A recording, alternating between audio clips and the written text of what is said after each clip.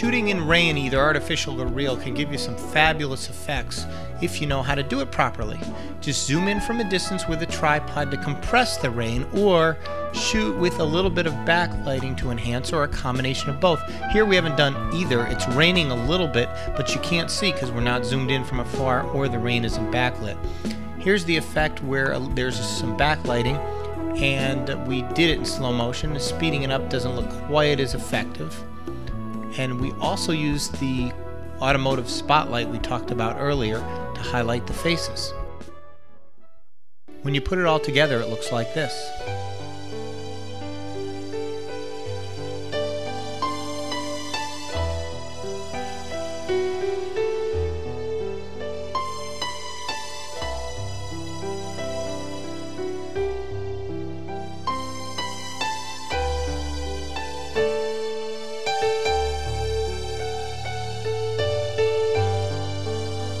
It's good to have props for your subjects to work with because the rain and the splashing can really add to the effect, especially in slow motion. At this time, I'd like to show you behind the scenes of how this was done.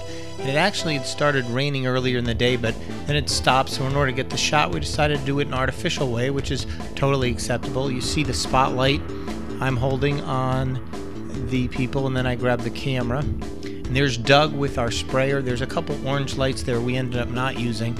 We ended up using the automotive spot. And there's Nick far away, compressing the image by zooming in from a distance. This can be really effective, and feel free to have fun with it.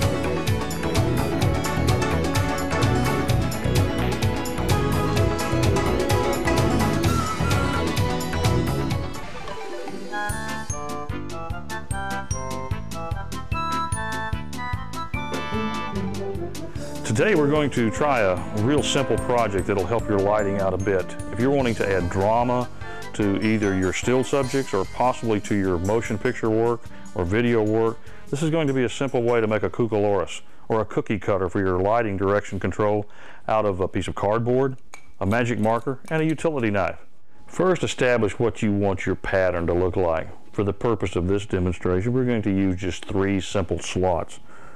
With the magic marker, mark a simple slots, something like this. May take a couple of times through the cardboard, but cut each one out.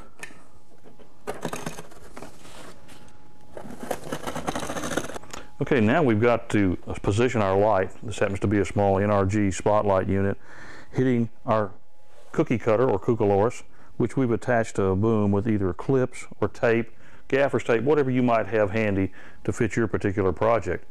Because you can see we're casting shadows in a dramatic way over this particular area. Picture your studies of film noir or situations like in the 1950s in black and white movies, and you can see where this would add effect the way you would like for it to be done. This is simple. It takes less than 5 minutes for you to make. You can get complex with the openings that you cut in the cardboard, and you don't necessarily have to use cardboard. If you find a shape that you're going to use more than one time, you can cut out of plywood or anything that fits your particular creative needs. So just take a hint. It doesn't have to be complex. It doesn't have to be costly.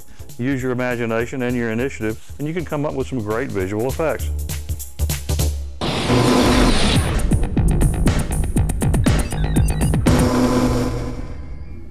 I know this sounds obvious, but get yourself a big ladder and have it around when you need that expensive crane shot.